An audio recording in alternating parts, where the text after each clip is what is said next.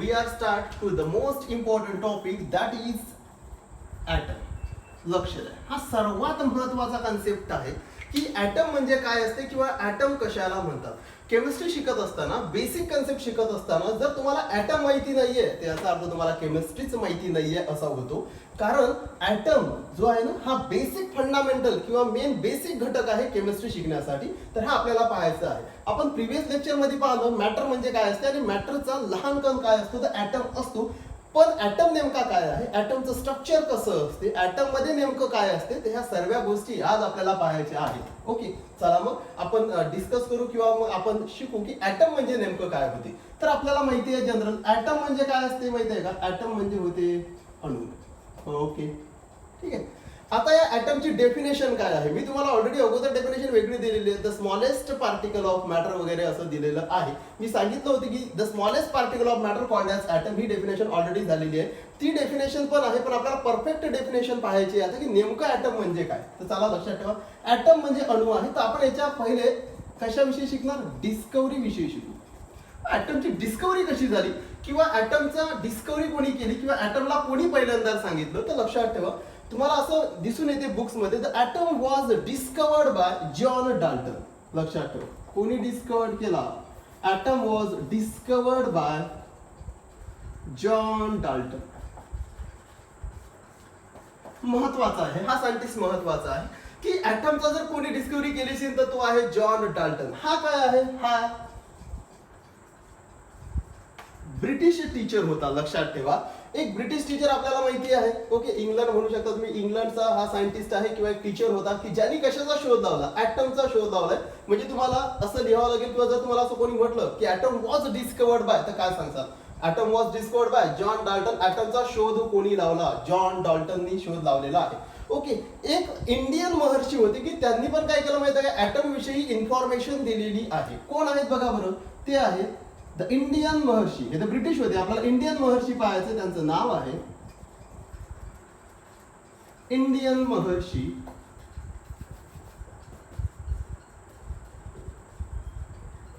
कोण, कनाद. लक्षात ठेवा, महत्वाचं आहे. म्हणजे आपण भारतावाले पण मागे नाहीये. ॲटमचा शोध लावण्यामध्ये किंवा ॲटम विषयी इन्फॉर्मेशन देण्यामागे कोण होते, महर्षी कनाद. लक्षात ठेवा, जॉन डाल्टनच्या कितीतरी अगोदर महर्षी कनादनी डिस्कवरी सांगितलेली आहे किंवा ॲटम विषयी लक्षात ठेवा त्यांनी गोष्टी सांगितलेल्या आहेत. आता तुमच्या मनामध्ये प्रश्न येऊ शकतो की सर, या जॉन डाल्टनच्या अगोदर जर महर्षी कनादने ॲटम विषयी सांगितलेलं आहे, मग आपण असं का म्हणत नाही atom was discovered by Maharshi Kanad. आपण तर लिहून काय दिलं, atom was discovered by John Dalton. नेहमी लक्षात ठेवा, आपण भारतीय जरी असलो तरी जर तुम्हाला जर प्रश्न आला की ॲटम वॉज डिस्कवर्ड बाय, तर तुम्हाला कोणाचं नाव लिहावं लागते, जॉन डाल्टन. पण मग महर्षी कनाद का बरं नाही लिहित आपण, तर महर्षी कनादनी पण त्यांची इन्फॉर्मेशन दिली आहे, पण यांनी थोडीशी डिटेल इन्फॉर्मेशन प्रोव्हाइड केलेली आहे. आणि महर्षी कनादचं जे डाटा होता ना, हा डाटा लक्षात ठेवा जनतेपुढे किंवा आपल्या पुढे येण्यास थोडासा विलंब लागलेला असतो किंवा त्यांचं जे इन्फॉर्मेशन आहे ही इन्फॉर्मेशन लोकांपर्यंत लवकर पोहोचली नाही. पण आता आपलं सर्व ओपन झालेलं आहे, आपल्याला कोणी कुठं काय शोध लावलेल्या ह्या गोष्टी माहिती आहेत. म्हणून आपण म्हणू शकतो की atom was discovered by, atom was also explain by किंवा told by Indian Maharshi Kanad. Okay, पण जर एक्झाम मध्ये आलं तर तुम्हाला जॉन डाल्टनच लिहावा लागतो. लक्षात ठेवा, म्हणून महत्वाचं आहे. पण आपल्याला हे माहिती पाहिजे आपण इंडियन असल्यामुळे किंवा कोणी इंडियन पण आहे की भारतीय पण आहे की ज्यांनी ॲटम विषयी सांगितलेलं आहे. कोणी सांगितलं आहे, महर्षी कनाद या महर्षीनी सांगितलेलं आहे ॲटम विषयी. पण त्यांनी ॲटम हा शब्द नाही वापरला, लक्षात ठेवा. तर त्यांनी काय म्हटलं, महर्षी कनादने याला काय म्हटलं होतं, महर्षी कनाद याला काय म्हणायचे, अणु. म्हणजे म्हणूनच आपण काय म्हणतो, हे ॲटमला जे मी अणु लिहून दिलं नाही, तर ऍक्च्युली हा अणु जो शब्द आहे हा कोणी वापरलेला आहे, हा महर्षी कनादनी ॲटम विषयी दिलेला आहे. त्यांनी असं म्हटलं होतं, पदार्थाचा जो सर्वात लहान कण आहे त्याला अणु म्हणायचं. ओके, अणुरेणू जे शब्द वापरतो ना ते महर्षी कनादचे आहेत. तर ॲटमचं नाव, ॲटमला यांनी काय म्हटलेलं आहे, अणु म्हटलेलं आहे. म्हणजे यांचं महर्षी कनादचं काय म्हणणं होतं, the smallest particle of matter is अणु. ओके, आणि जॉन डाल्टन काय म्हणायचं, the smallest particle of matter is atom. Okay, तर हे आहेत, हे तुम्हाला डिस्कवरी माहिती पाहिजे. ऍक्च्युली ॲटम शब्द जो आहे हा कोणी म्हटला, जॉन डाल्टन. ऍक्च्युली जॉन डाल्टनने हा कुठून घेतला, तर लक्षात ठेवा, ग्रीक वर्ड आहे. काय आहे ग्रीक वर्ड, ॲटॉमियो. एक ॲटॉमियो एक ग्रीक वर्ड आहे ज्याचं मिनिंग आहे इनडिव्हिजिबल. आणि या शब्दावरून, या ॲटॉमियो शब्दावरून जॉन डाल्टननी स्मॉलेस्ट पार्टिकल ऑफ मॅटर किंवा पदार्थाच्या लहान कणाला काय नाव देण्यात आलेलं आहे ऍटम. म्हणजे हेही तुम्हाला माहिती पाहिजे बरं डिटेल की ऍटम हा ऍक्च्युली शब्द कसा आला. तर ऍटम शब्द कोणापासून आला, एक ग्रीक वर्ड आहे. आपल्याला माहिती आहे ना, संस्कृत वर्ड असते, हिंदी वर्ड असते, मराठी वर्ड असते, इंग्लिश वर्ड असतात. तसा ग्रीक लँग्वेज पण आहे. ग्रीक लँग्वेज मध्ये एक शब्द आहे किंवा एक वर्ड आहे ॲटॉमियो. आणि ॲटॉमियोचं मिनिंग काय, इनडिव्हिजिबल. आणि या ॲटॉमियो शब्दावरून जॉन डाल्टननी कोणता शब्द दिला, ऍटम. म्हणजे ऍटम कसा असेल सांगा बरं. तर ऍटम हा इनडिव्हिजिबल असतो. इनडिव्हिजिबल म्हणजे काय, जो तुटत नाही. त्या काळामध्ये तुटत नव्हता, आता तुटतो. या सेंचुरीमध्ये तुटतो तो ऍटमला तुम्ही तोडू शकता या ह्याच्यात. पण त्या काळामध्ये लक्षात ठेवा, हे जनरली 1800 शतकामधली गोष्ट आहे. आणि 1800 शतक आता 21 आहे, 1800 शतक म्हटलंय आपण. तर 1800 शतक म्हणजे खूप दिवसा अगोदर किंवा खूप वर्षा अगोदर. तर 1800 शतकामध्ये तुम्ही याला तोडू शकत नव्हते, त्यावेळेस ही डेफिनेशन होती. तर काय म्हटलं जायचं की ऍटम हा असा पदार्थ आहे की जो इनडिव्हिजिबल आहे, जो तुटत नाही. ओके. आणि म्हणूनच त्या शब्दावरून, ॲटॉमिक शब्दावरून काय जॉन डाल्टननी काय दिला, ऍटम हा शब्द आलेला आहे. हे सिंपल आहे. डिस्कवरी विषयी आपण सिंपल बघितलं की ऍटमचा शोध कोणी लावला, इंडियन महर्षी आहे, त्यांनी पण त्याला सांगितलं काय म्हटलं, पण अणू म्हटलं. आणि म्हणूनच आपण काय लिहितो माहिती आहे का, आणखीन एक गोष्ट तुम्हाला आठवतं ना, त्या आपण 15 ऑगस्टला मिसाईल्स वगैरे पाहतो वगैरे आपल्याला दिसतात, त्याच्यावर काय लिहिलेलं असते माहिती आहे का, त्याच्यावर काय लिहिलेलं असते आठवत असेल तर अणुशस्त्र वगैरे आठवतं, त्याच्यावर लिहिलेलं असते ते. ओके. तर तो अणू जो आहे ना, हा शब्द लक्षात ठेवा, महर्षी कर्णाच्या नुसारच आपण तिथं लिहितो. तर महत्वाचं आहे ते अणुशस्त्र वगैरे जे म्हटलं जातं तिथं. आणि हे पहा लक्षात ठेवा, ऍक्च्युअली हा शब्द कुठून आला, ॲटॉमिक शब्द जरी जॉन डाल्टन, ॲटम शब्द जरी जॉन डाल्टनने सांगितला, पण कुठून सांगितला, ग्रीक लँग्वेज मधून सांगितलेलं आहे. हे त्याचं मिनिंग आहे. हे झाले डिस्कवरी. थोडक्यात डिस्कवरी सांगितली ॲटमची. लक्ष द्या, नेक्स्ट फॉर्म. ऍक्च्युअली ॲटमची डेफिनेशन काय आहे. तर ॲटमची डेफिनेशन तुम्ही स्मॉलेस्ट पार्टिकल ऑफ मॅटर म्हटलं, पण ती डेफिनेशन करेक्ट आहे, पण एक्झॅक्ट परफेक्ट डेफिनेशन सांगतो ती करेक्ट आहे. आता परफेक्ट डेफिनेशन बघा बरं काय, व्हॉट इज ॲटम. बघा, the invisible, indivisible, tiny particle of matter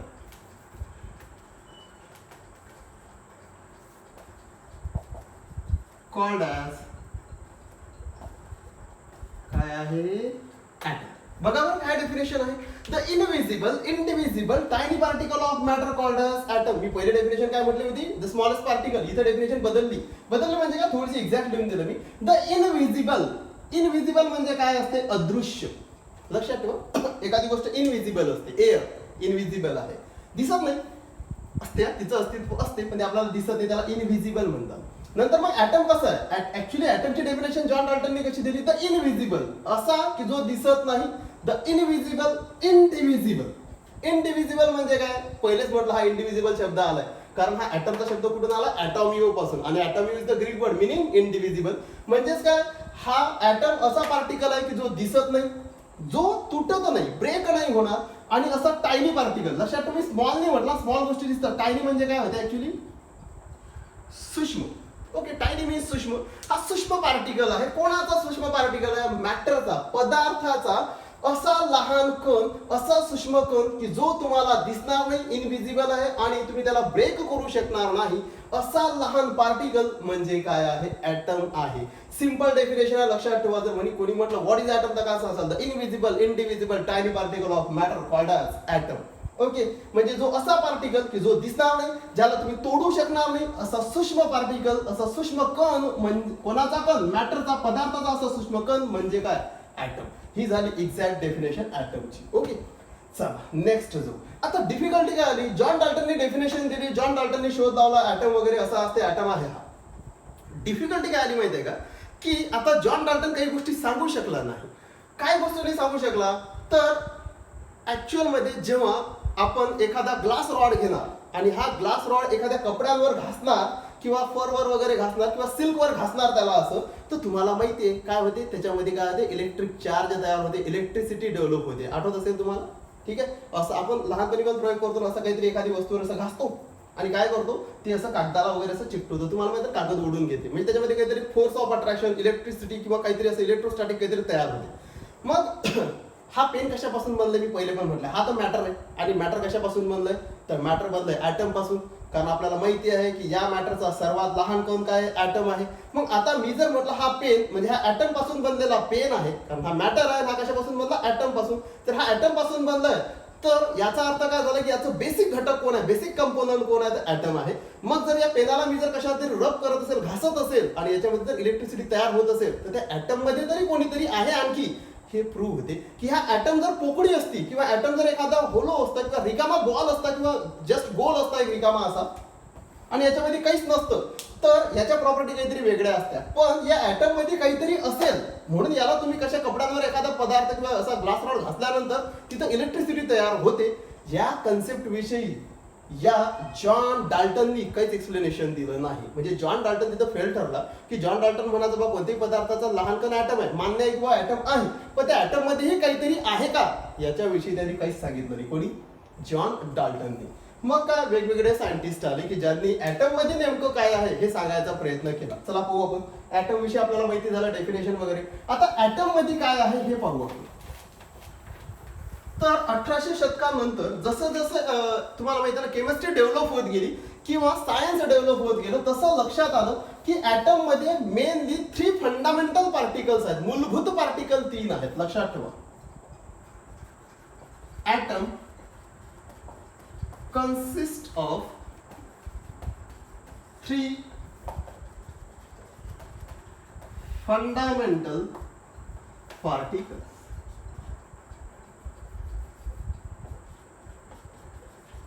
याचा काय अर्थ आहे की जसं डिस्कवरी पुढे गेली तसं लक्षात आलं की ॲटम मध्ये 3 फंडामेंटल पार्टिकल्स आहेत. ॲटमच्या आतमध्ये 3 मूलभूत पार्टिकल्स आहेत. कोणते? एक आहे इलेक्ट्रॉन,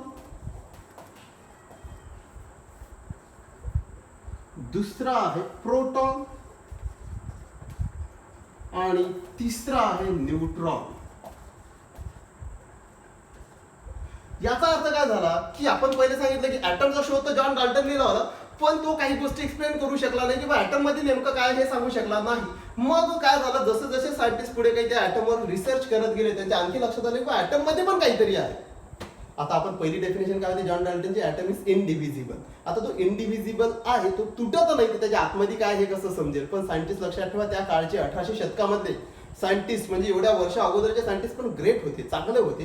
तर त्यांनी तरी शोध लावला की ॲटमच्या आतमध्ये पण काहीतरी आहे. तर ॲटमच्या आतमध्ये काय आहे असं त्यांच्या लक्षात आलं की ॲटमच्या आतमध्ये काय आहे तर ते आहेत इलेक्ट्रॉन्स, प्रोटॉन्स आणि न्यूट्रॉन्स. आणि या पार्टिकलला काय म्हटलं गेलं, यांना म्हटलं गेलं फंडामेंटल्स पार्टिकल म्हणजे मूलभूत पार्टिकल. आता तुम्हाला काही जणांना असा प्रश्न येऊ शकतो की सर ॲटम मध्ये फक्त एवढेच आहेत का, इलेक्ट्रॉन, प्रोटॉन, न्यूट्रॉन? नाही, ॲटम मध्ये भरपूर सारे पार्टिकल्स आहेत. मेझॉन्स असतील, न्यूट्रिनोज असतील, पायोन्स असतील, भरपूर सारे पार्टिकल्स आहेत. आणखी खूप सारे पार्टिकल्स आहेत. पण मूलभूत किती आहेत, मेन किती आहेत, तर मेन 3च, इलेक्ट्रॉन, प्रोटॉन्स आणि न्यूट्रॉन. म्हणून त्यांना फंडामेंटल पार्टिकल्स म्हटलं. मी असं नाही म्हटलं की atom only consist of 3 particle. Atom consist of many particles. त्याचा जसा जसा शोध लावला तसं तसं ते पुढे गेलं. तुम्हाला माहिती 2-4 वर्षा अगोदर एक डिस्कवरी आली होती, म्हणजे काय गॉड पार्टिकल किंवा त्याला आपण बोसॉन पार्टिकल्स म्हटलं होतं. तर ते बोसॉन पार्टिकलचं नाव हा पण ॲटम मध्येच असतो तो पार्टिकल, पण त्या पार्टिकलचं नाव एका इंडियन सायंटिस्टच्या नावावरून आलेलं आहे. लक्षात ठेवा, बोस नावाचा सायंटिस्ट होता, त्याच्या नावावरून त्या ॲटम मध्ये असणारा तो पार्टिकल त्याला नाव देण्यात आलं. डिस्कवरी खूप पुढे गेलं, पण तरी आपण पहिलं फंडामेंटल बघू. ॲटम मध्ये काय आहे, ॲटम मध्ये 3 पार्टिकल आहेत. कोणते? इलेक्ट्रॉन्स, प्रोटॉन्स आणि न्यूट्रॉन्स. 3 फंडामेंटल पार्टिकल्स आहेत ज्याच्याविषयी आपण इन्फॉर्मेशन पाहणार. तसं ॲटम मध्ये आता ॲटम मध्ये कोण आहेत, तर हे इलेक्ट्रॉन, प्रोटॉन्स, न्यूट्रॉन्स आहेत. चला कोणाविषयी पाहू, पहिले इलेक्ट्रॉन्स विषयी पाहू. नाव तर ऐकलं आहे तुम्ही, इलेक्ट्रॉन्स. ओके, पहा पहिले पाहू आपण इलेक्ट्रॉन काय. बघा बरं या इलेक्ट्रॉन्स विषयी सर्वात पहिले काय, याच्या काही आपण प्रॉपर्टी पाहूया. इलेक्ट्रॉन्स विषयी पाहू. तर हा इलेक्ट्रॉन्सची पहिले आहे डिस्कवरी कोणी केली. लक्षात ठेवा, the electrons was discovered by sir J Thomson. Scientist आहे, लक्षात ठेवा, सर जे थॉमसननी इलेक्ट्रॉनची डिस्कवरी केलेली आहे. इम्पॉर्टंट टॉपिक आहे. The electrons was discovered by sir J Thomson in 1897. 1897 मध्ये सर जे थॉमसननी इलेक्ट्रॉनची डिस्कवरी केलेली आहे की ॲटम मध्ये इलेक्ट्रॉन्स आहे हे सांगितलेलं आहे. कोण आहे लक्षात ठेवा, पुन्हा repeat, sir J Thomson. Okay, आता सेकंड कंडिशन पाहू किंवा हा जो इलेक्ट्रॉन्स आहे, लक्षात ठेवा, तर हा इलेक्ट्रॉन जर पार्टिकल आहे तर याचं नेचर काय आहे, याच्यावर कोणता चार्ज आहे हेही सांगण्यात आलं. लक्षात ठेवा, पुन्हा रिपीट, इलेक्ट्रॉन्स आहे, इलेक्ट्रॉनची डिस्कवरी, ॲटम मध्ये इलेक्ट्रॉन्स आहे कोणी सांगितलं, सर जे थॉमसन. आता याच्यावर चार्ज कोणता आहे, इलेक्ट्रॉन्सवर चार्ज कोणता असतो, आठवत असेल तुम्हाला, 10th स्टँडर्ड पर्यंत झालेला आहे, माहितीच आपल्याला कोणता चार्ज आहे, इलेक्ट्रॉन्सवर कोणता चार्ज असतो? निगेटिव्ह चार्ज असतो आणि त्याला काय म्हणतात? Formal charge. किती आहे सांगा बरं? -1. लक्षात ठेवा. म्हणजे जर तुम्हाला कोणी म्हटलं की बा इलेक्ट्रॉन्सवर चार्ज किती आहे तर फॉर्मल चार्ज किती सांगसाल? -1. पण तुम्हाला हे माहिती आहे का की चार्ज मोजण्याच्या काही पद्धती असतात, त्याचं काहीतरी युनिट असते. जसं आपण वजन कशात मोजतो? Gram, kilogram. ओके, अंतर कशामध्ये मोजतो? Metre, kilometre. मग तसं चार्ज काय -1 सांगणार काय फक्त? -1 हा फॉर्मल चार्ज आहे. फॉर्मलचं मिनिंग काय? सांगण्याची पद्धत की बा इलेक्ट्रॉन्सवरचा चार्ज किती आहे? एका इलेक्ट्रॉन्सवरचा चार्ज -1 आहे. हे फॉर्मल सांगण्याची कंडिशन झाली की चार्ज आहे -1. एक्झॅक्ट नाही, एक्झॅक्ट चार्जचं काहीतरी वेगळं आहे. तर एक्झॅक्ट चार्ज किती आहे तर लक्षात ठेवा, इलेक्ट्रॉन्सवरचा फॉर्मल चार्ज म्हणजे सांगण्याचा चार्ज बोलू शकता तुम्ही की इलेक्ट्रॉन्सवर चार्ज किती आहे. आता विद्यार्थ्यांना कन्फ्युजन होते, विद्यार्थ्यांना असं वाटते की इलेक्ट्रॉन्सवरचा चार्ज -1च असेल. असं नाहीये. तो फॉर्मल म्हणजे काय सांगण्याची गोष्ट असते किंवा फॉर्मली असं सांगतात की इलेक्ट्रॉनचा चार्ज किती -1. मग ओरिजिनल चार्ज किती आहे? तर ओरिजिनल चार्ज आहे त्याच्यावरचा -1.6 × 10⁻⁻19 कुलम.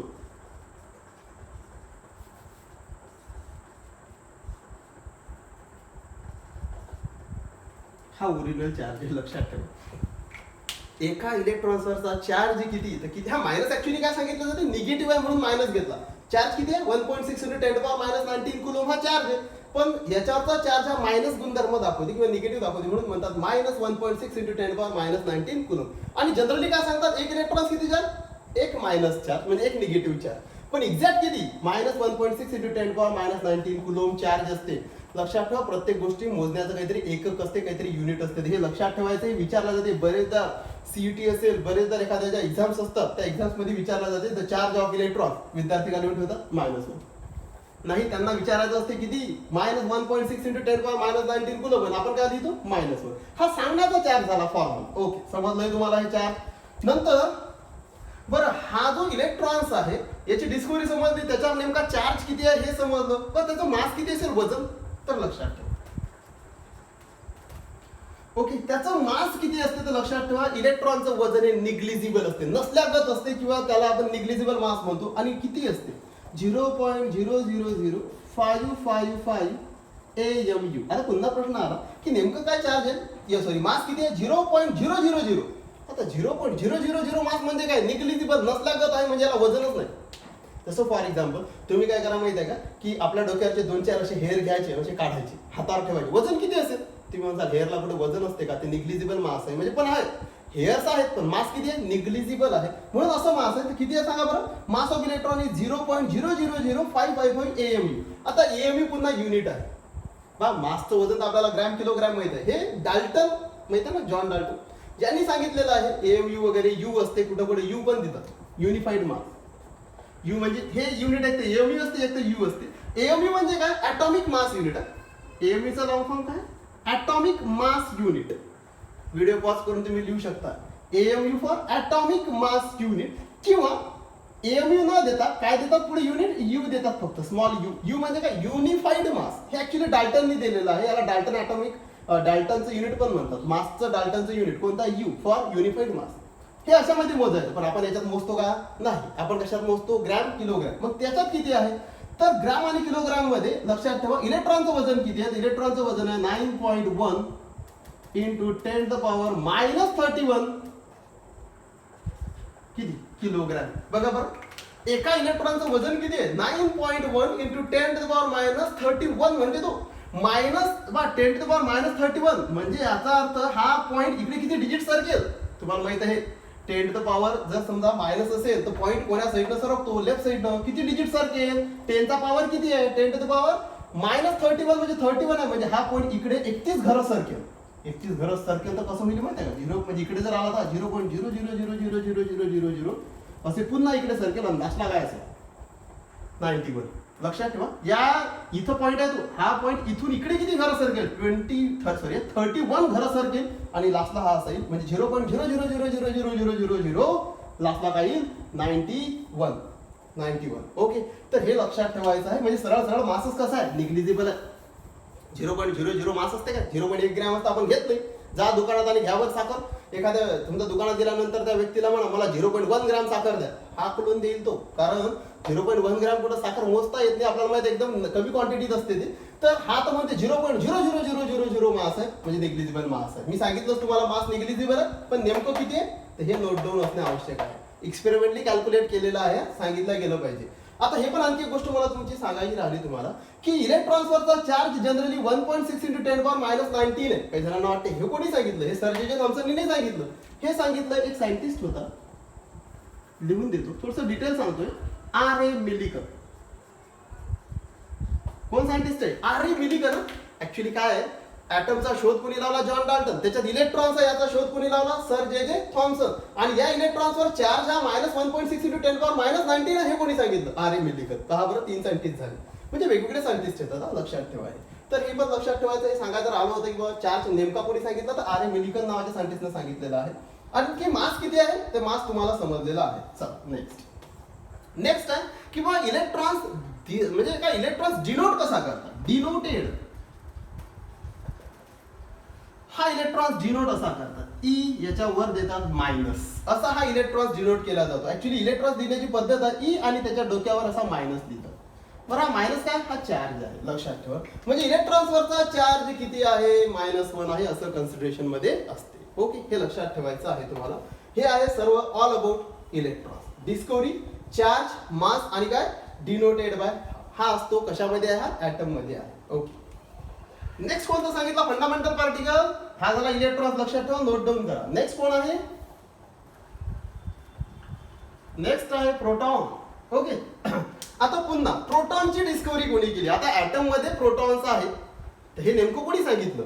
तर लक्षात ठेवा, हे सांगितलं. इथं गडबड आहे. आता प्रोटॉनच्या डिस्कवरी मध्ये काय गडबड आहे माहितीये का? तुम्ही जर ओल्ड बुक पाहिले ना, प्रोटॉनच्या डिस्कवरी कोणी केली याच्यासाठी कन्फ्युजन आहे. आणि त्याच्यासाठी तुम्ही जर ओल्ड बुक्स पाहिले तर त्याच्यामध्ये दिसते protons was discovered bye E Goldstein.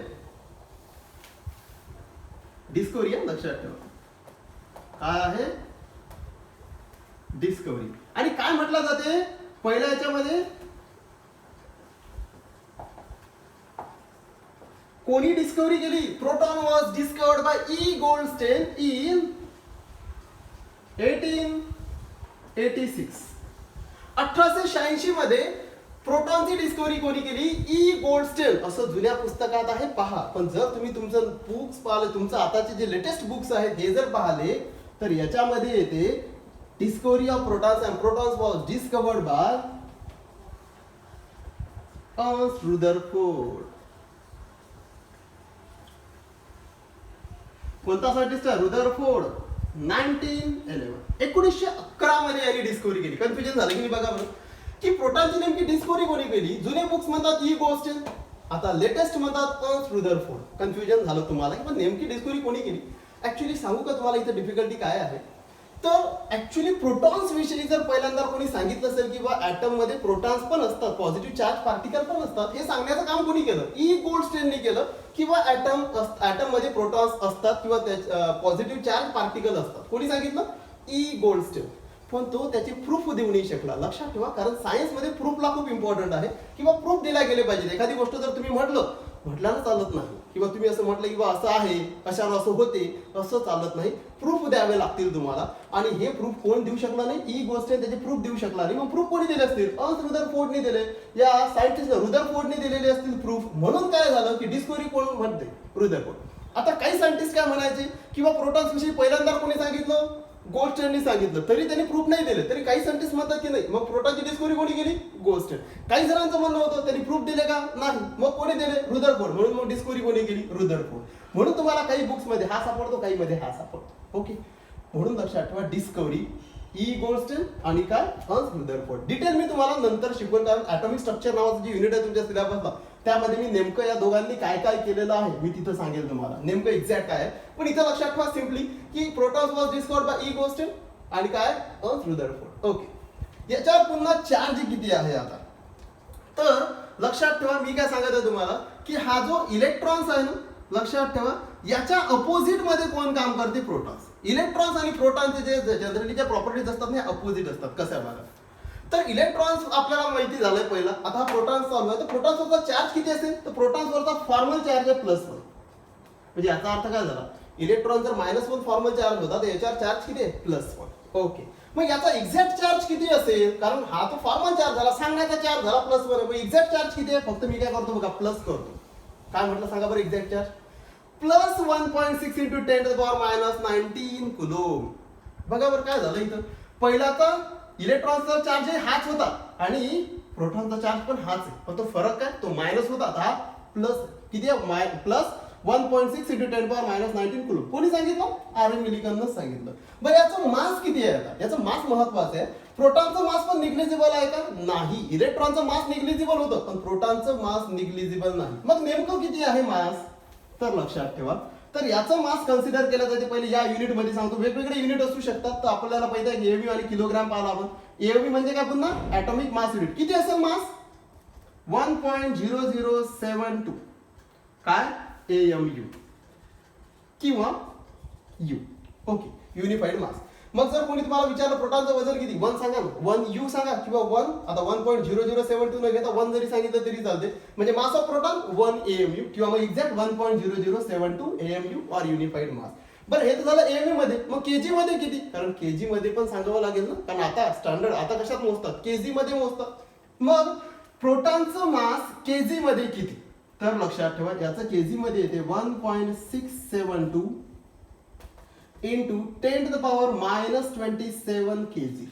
बघा बरं मास किती आहे, मास ऑफ प्रोटॉन, एका प्रोटॉनचं वजन किती आहे, 1.672 into 10⁻⁻27. इथं पण -27 आहे. -27 म्हणजे पुन्हा 27 हा जो पॉइंट आहे, हा पुन्हा इकडे किती डिजिट जाईल, 27 डिजिट लेफ्ट साईडला जाईल, म्हणजे पुन्हा 0.000.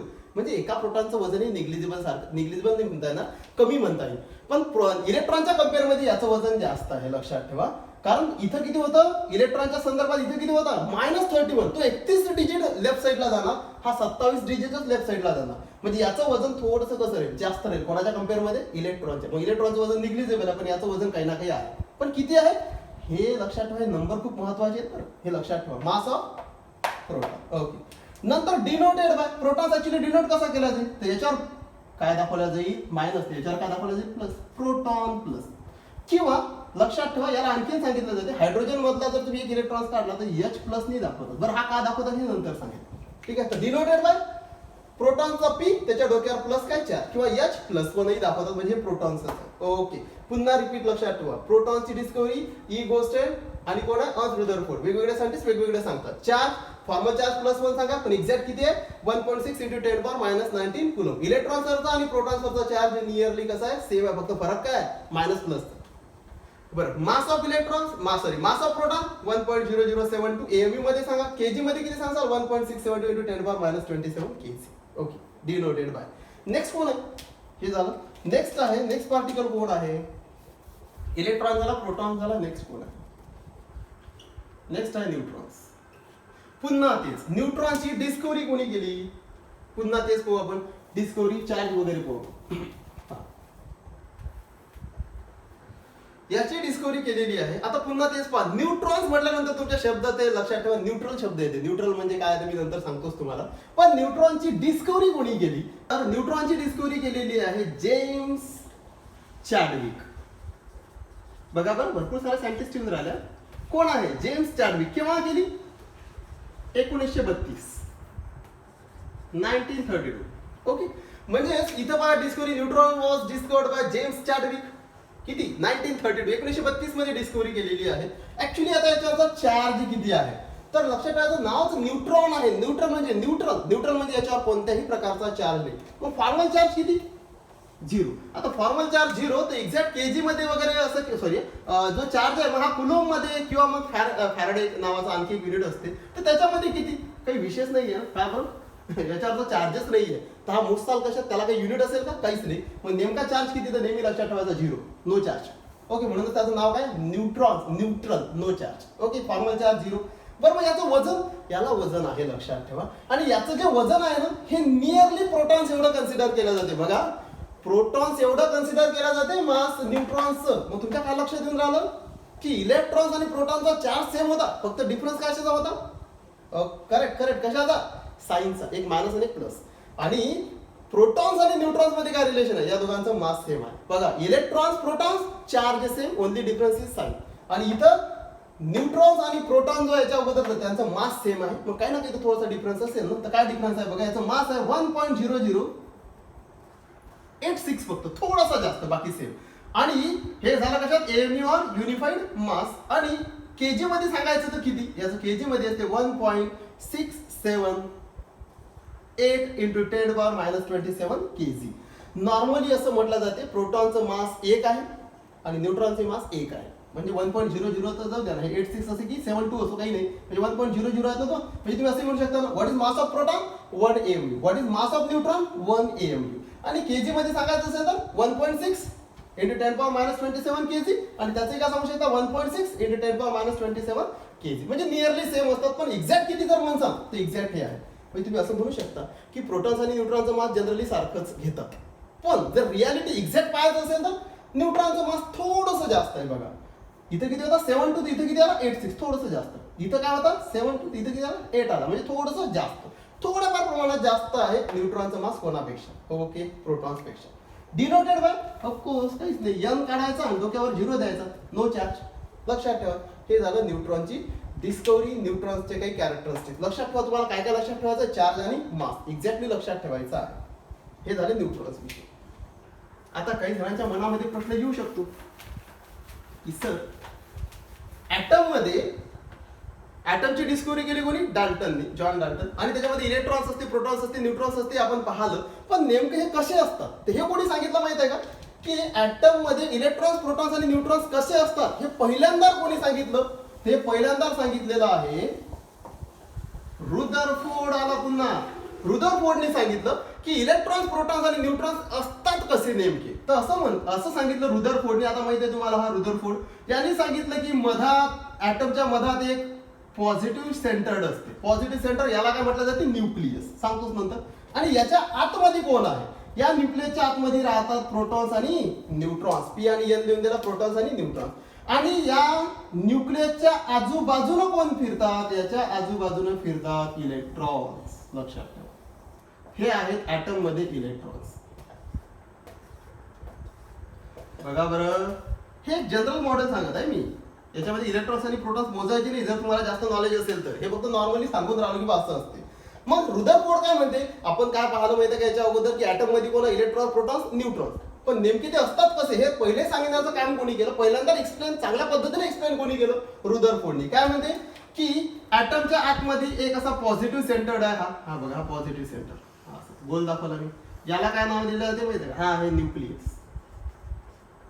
न्यूक्लियस. आणि या न्यूक्लियसला पॉझिटिव्ह का बरं म्हटलं सर, कारण याच्यात कोण राहते, प्रोटॉन्स आणि न्यूट्रॉन्स. न्यूट्रॉन्सवर तर काही चार्जच नाही, मग चार्ज कोणावर आहे, प्रोटॉन्सवर. कोणता, पॉझिटिव्ह, म्हणून न्यूक्लियसवर कोणता चार्ज आला, पॉझिटिव्ह.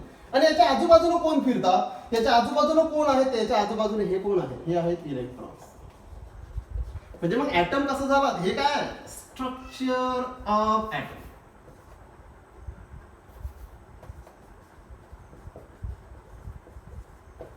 लक्ष द्या, महत्वाचं आहे. ऍटमचं स्ट्रक्चर कसं आहे, तर ऍटम असं आहे. लक्षात ठेवा, दिसून राहणार सर्वांना की ऍटम जर कोणी म्हटलं कसं आहे, हा असा आहे. ऍक्च्युली कसं आहे, तर याच्या आतमध्ये एक मधात एक सेंटर पार्ट असतो, त्याला न्यूक्लियस म्हणतात. आणि त्याच्या आजूबाजूला कोण फिरतात, इलेक्ट्रॉन्स फिरतात. आणि मग जे दोन फंडामेंटल आले, प्रोटॉन्स आणि न्यूट्रॉन्स, ते कुठे आहेत, ते कुठे आहेत, आतमध्ये आहेत. Okay, it is all about atom and structure of atom.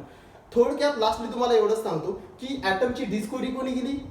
लक्षात ठेवा, डिस्कवरी केली डाल्टननी. नंतर त्याच्यात इलेक्ट्रॉन्स, प्रोटॉन्स, न्यूट्रॉन्स आहे कोणी सांगितलं, तर इलेक्ट्रॉन सांगितलं सर जे थॉमसन. प्रोटॉन्स आहे कोणी सांगितलं, तिथं दोघं आहेत, ते व्यवस्थित लक्षात ठेवायचे तुम्हाला, ई गोस्टेन अँड रुदरफोर्ड. आणि तिसरं की न्यूट्रॉन्स कोणी सांगितलं, तर न्यूट्रॉन चॅडविकने सांगितलं. आणि ऍटम ऍक्च्युली असतो कसा हे सांगितलं पुन्हा रुदरफोर्डनी. म्हणजे बघा, इथं बरेचसे सायंटिस्ट आलेले आहेत. हे झालं ऍटम विषयी. थोडक्यात मी इथं तुम्हाला ऍटम विषयी इन्फॉर्मेशन दिलेली आहे. डिटेल आपण नेक्स्ट जे आपल्याला एक पुरं युनिटच आहे ऍटॉमिक स्ट्रक्चर, तिथे मी तुम्हाला सांगणार. ओके.